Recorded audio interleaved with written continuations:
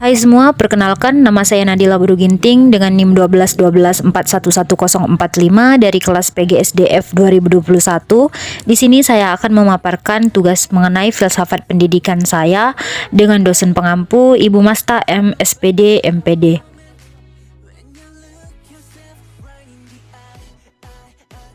Filsafat Nusantara adalah ilmu yang berintikan logika, estetika, metafisika, dan epistemologi yang diselidiki dan diketahui dengan akal budi mengenai asal, hakikat, hukum, dan sebab segala yang ada di Indonesia yang kemudian menghasilkan teori yang mendasari suatu kegiatan alam pikiran Nusantara.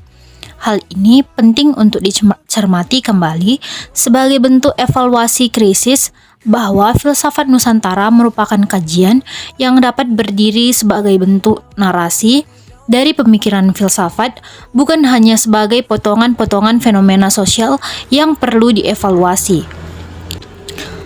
Filsafat Indonesia adalah sebutan umum untuk tradisi kefilsafatan yang dilaksanakan ataupun dilakukan oleh penduduk yang mendiami wilayah Indonesia.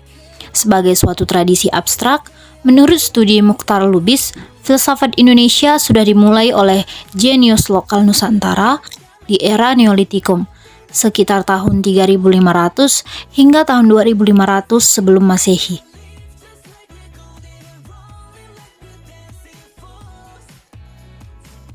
Yang dapat dilakukan untuk merumuskan filsafat Nusantara yakni dengan berpikir logis dan berpikir simbolis. Atas dasar ini pula lahirlah beberapa tokoh yang mengisi alam pikiran Nusantara dengan perspektif masing-masing penjualan jawaban dari falsafah Indonesia. Berikut ini tokoh-tokoh yang dimaksudkan. Yang pertama adalah Muhammad Nasrun. Istilah filsafat Indonesia berasal dari judul buku yang ditulis oleh Muhammad Nasrun, seorang guru besar di bidang filsafat Universitas Indonesia, yang di dalamnya ia menelusuri unsur-unsur filosofis dalam kebudayaan Indonesia. Para pengkaji filsafat Indonesia mendefinisikan kata filsafat Indonesia secara berbeda, dan itu menyebabkan perbedaan dalam lingkup kajian filsafat Indonesia. Muhammad Nasrun tidak pernah menjelaskan definisi kata itu. Ia hanya menyatakan bahwa filsafat Indonesia bukan Barat dan bukan Timur, sebagaimana terlihat dalam konsep-konsep dan praktik-praktik asli dari Mupakat, Pantun-Pantun, Pancasila, Hukum Adat, Gotong Royong, dan Kekeluargaan yang tertulis dalam Nasrun 1967, halaman 14, 24, 25, 33, dan 38. Tokoh berikutnya adalah Jakob Sumarjo.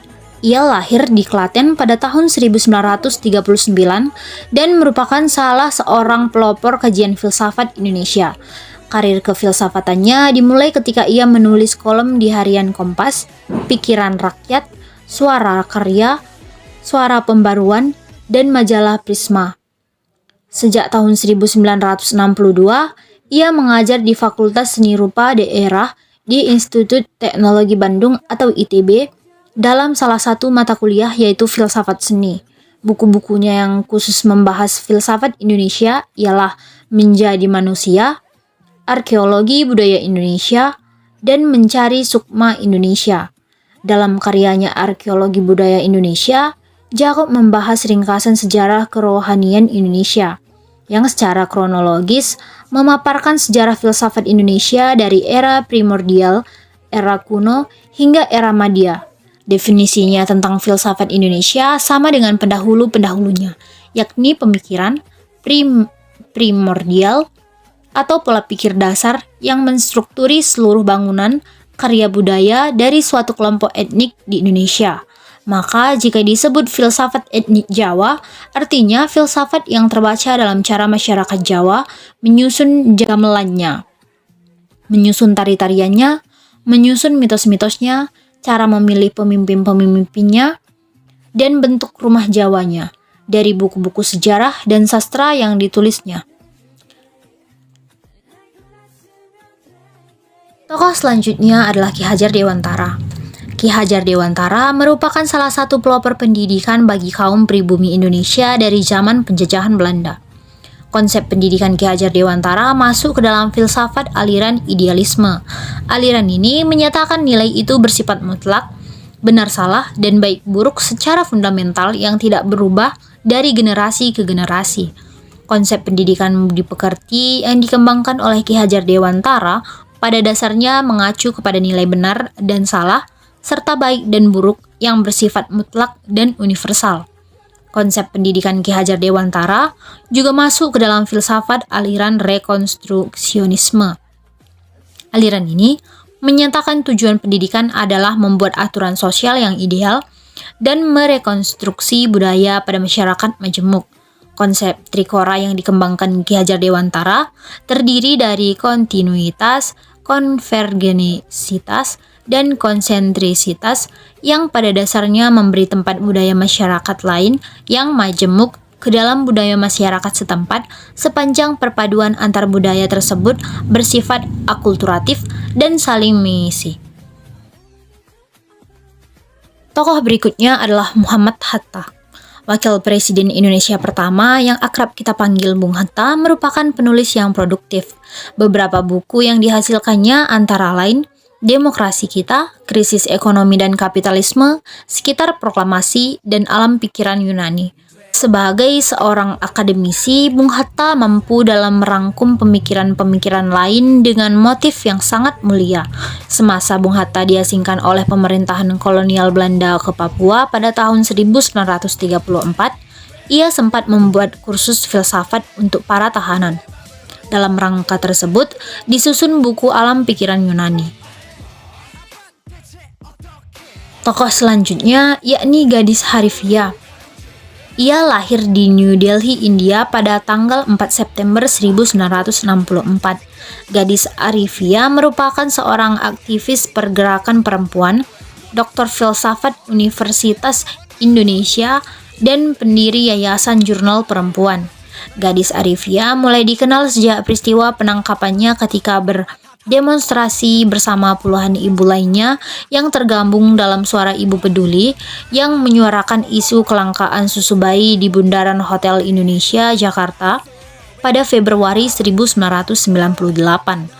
Ketertarikan gadis soal studi feminisme sudah sejak masa kuliah filsafat. Ketika itu, di Indonesia, feminisme masih bentuk menjadi teori atau wacana yang dibentuk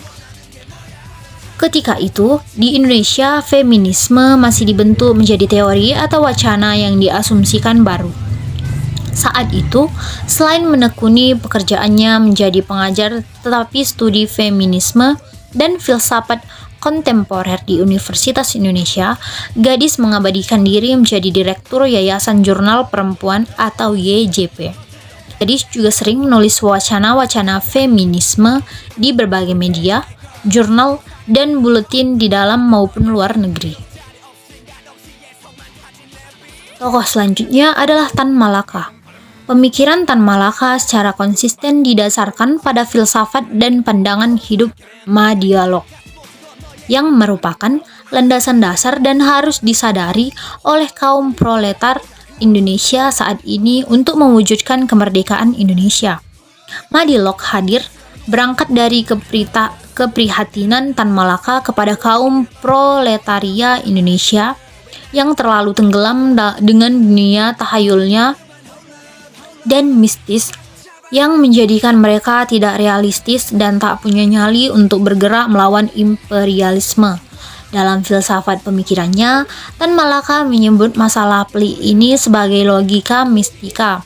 Untuk mengatakan hal tersebut, Tan Malaka menyodorkan 3 hal sebagai senjata penangkalannya, yakni materialisme, dialektika, dan logika atau biasa disebut dengan ma-dialog.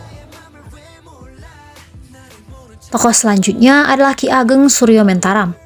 Ia merupakan seorang filosof Jawa. Beliau meninggalkan segala kemegahan yang dimiliki sebagai seorang pangeran dari Istana Keraton Yogyakarta dan memilih jalan hidup sebagai petani kecil di Desa Beringin, Salatiga. Ia menyelami segala peristiwa dengan cara berpikir rasional.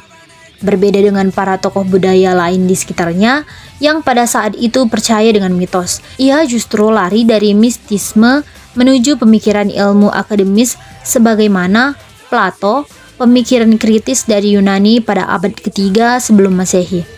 Ratih Surwiono dalam bukunya Ki Ageng Suryomentanam, Sang Plato dari Jawa, merumuskan kembali pengetahuan tentang ilmu kebahagiaan atau Kawruh Beja yang dirumuskan oleh Ki Ageng Mentaram yang kemudian dicatat oleh para muridnya sebagai bahan refleksi filosofis.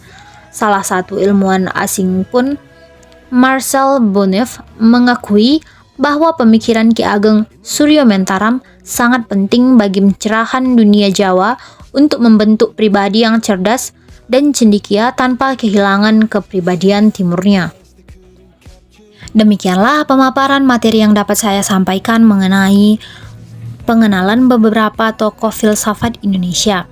Jika ada kurang atau salah kata yang saya ucapkan, saya minta maaf dan terima kasih.